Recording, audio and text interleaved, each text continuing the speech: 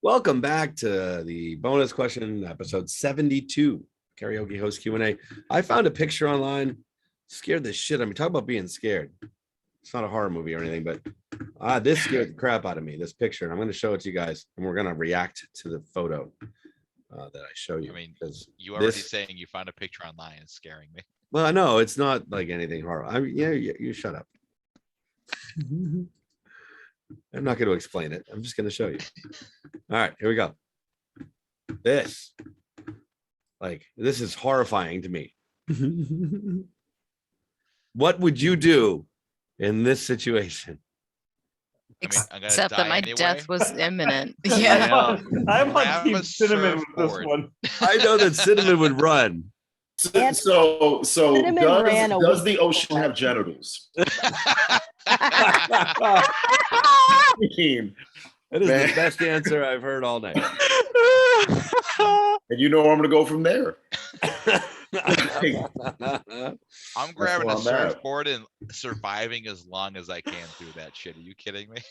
What else am I gonna do? Actually, just Jeff, can I Take a oh, huge I go. breath and hold it as long as I could. See how long I could But last. Jeff, can I ask an alternative question? As soon as we finish this one, yes. Because okay, No, let's finish this and then yes. Don't forget your question. well, it's related to this. Oh yeah, go ahead. Like, would you be more afraid of this or just waking up in the middle of the ocean? Oh, waking up in the middle of the ocean would be terrifying. But not as terrifying as this. It might be. This is death saying you're about to die. But that's the thing, Fury. Dan. The reason why I'm not afraid or as afraid of this is because I know I'm going to drown instantly. Right. But if I wake up, let's say on a flotation device, or I'm just kind of waiting in the water and I've got the millions of organisms that are around me, I'd be way more afraid of that. No, you know what? I agree with you. That's Like the Life of Pi style, Yeah. Anthony wakes up on Rose's door. minus the tiger though. And Rose is already dead. He already pushed her into the ocean. I just listened to a podcast series about the I think it's the USS Indianapolis, the ship that was sunk near the end of World War II by a Japanese U-boat. And for 4 days, American soldiers basically floated in the ocean trying to survive. And just the horror story of what that is, that scares me so much more than this, because exactly what Cinnamon said, I'm dead. I'm not going to survive this. That's done. The potential to survive and what you're surviving through, living just in the middle of the ocean, that's so much worse. It's awful. I didn't even think roller coaster and then you die. I agree. I'd be way more terrified to wake up and then floating in the ocean. Absolutely. Wait, did any of you guys watch the movie or have heard of the book Unbreakable? I think or Unbroken, I think is what it's called. No. Let's check that. It is about that.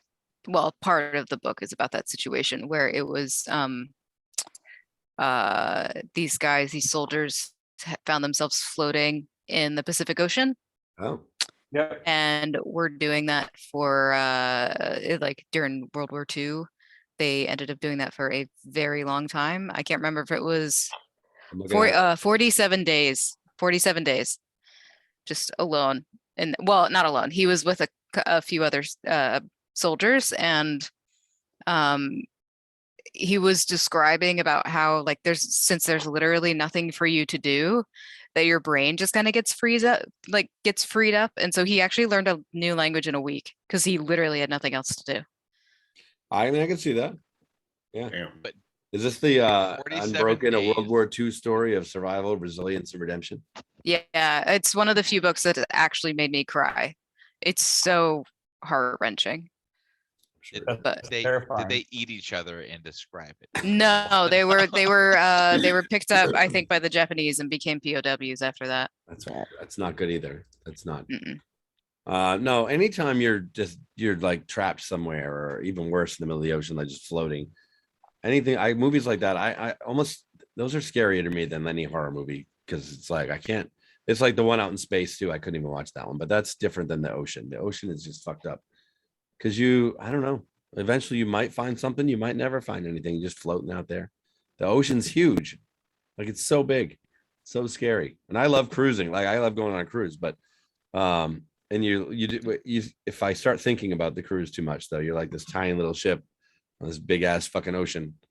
That's a little scary, but at least that's controlled. But being lost at sea, no, fuck that. I can't do it. No, you're right, Cinnamon. That was a good follow question to this because this is way less scary than that. Yeah. Who else?